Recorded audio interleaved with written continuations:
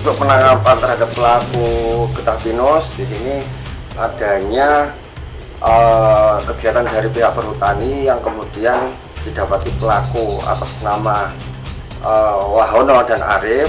Kemudian dia melakukan penyelidikan mengikuti bahwa getah pinus itu diangkut dari suatu tempat, kemudian diikuti sekitar 6 kilo, kemudian dicegat. Kemudian setelah dicegat, setelah diperiksa, di dalam mobil tersebut ada 38 karung getah pinus yang dalam setiap karung itu ada sekitar beratnya 50 kilo. Jadi total sekitar 1,9 kalau sementara ya. Kerugian Sampai ini baru pertama ini kami dari hasil pendalaman yang kita lakukan. tersangka total ada berapa? Tersangka ada 3. Perannya? Untuk penyadapnya atas nama Kabul, kemudian untuk yang ikut serta dalam hal mengangkut dan menyimpan itu dari situ ada atas nama Wahono dan Arif.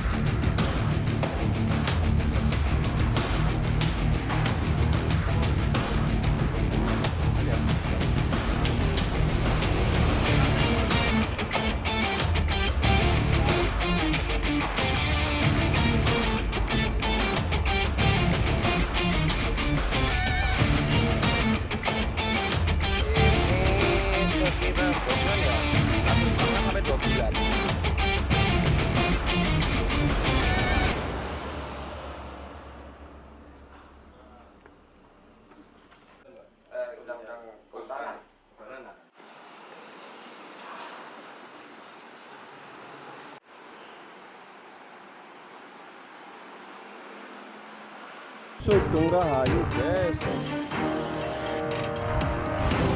Sugeng Rahayu guys, nabrak warung depan rumah makan Nyanyo.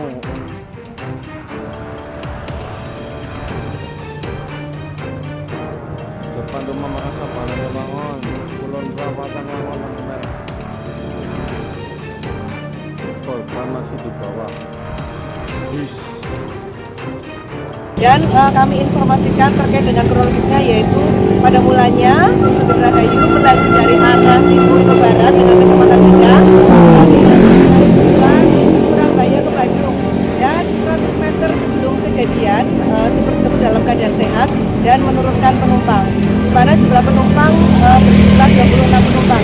Namun sampainya di TKP tiba-tiba supir hilang kesadaran sehingga bus oleng dan melaju ke arah kanan dan kemudian menabrak warung kopi dan berhenti di bangunan rumah sekitar 35 meter dari dia tidak dalam keadaan tidak sadar. Dan untuk korban ada 2 korban jiwa, di mana yang pertama adalah sopir, yang kedua adalah pemilik warung kopi yang kebetulan saat itu sedang tidur di dalam warung kopi. Saat ini berada di Rumah Sakit Umum Anikmah Wangon, dan untuk kerugian material diperkirakan sejumlah 20 juta rupiah.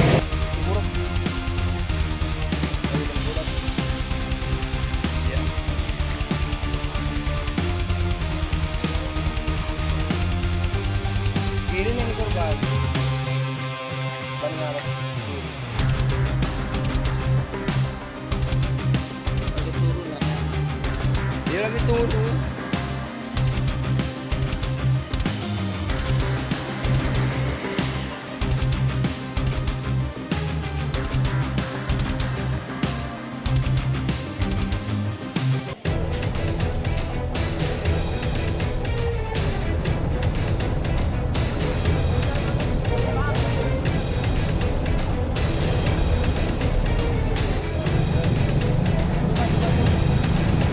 Kejadian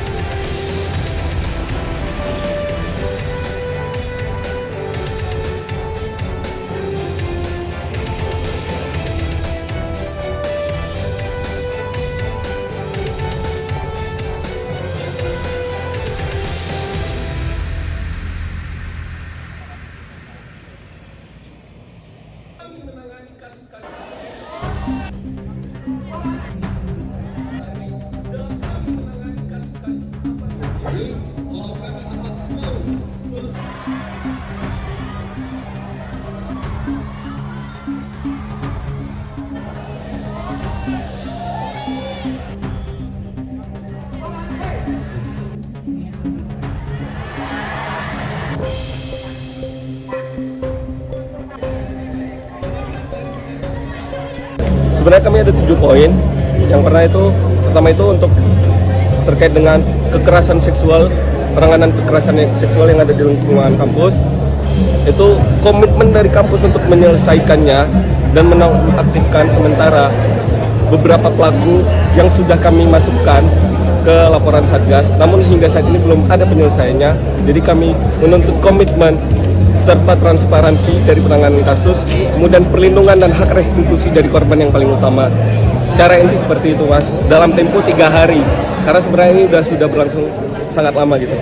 Ada yang menandatangani dari pihak kampus siapa itu? Dari pihak kampus, dari Pak Rektor itu sendiri, Prof. Irhas Effendi, lalu saya sebagai perwakilan mahasiswa dan juga sebagai Ketua BMKM Movement Veteran Yogyakarta.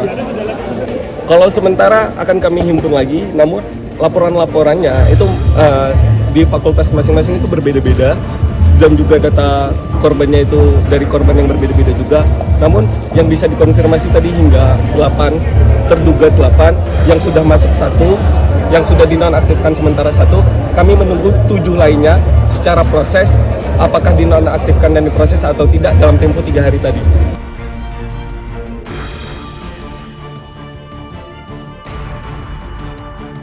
Permendikbudristek nomor 55 tahun 2024 harus ada prosedur yang harus kami lalui. Artinya kami harus mem-BAP beberapa pihak terkait dengan kasus ini, dan itu memang memerlukan waktu.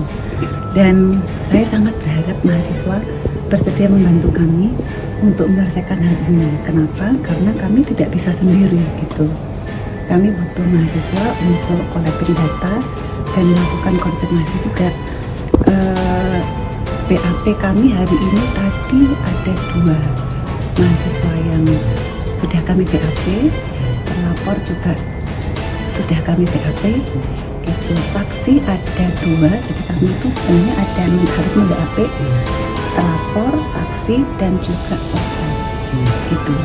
Nanti hasil BAP ini kami jadikan dasar untuk rapat membuat rekomendasi kepada rektor. Nah, nanti yang mengeluarkan SK itu rektor gitu.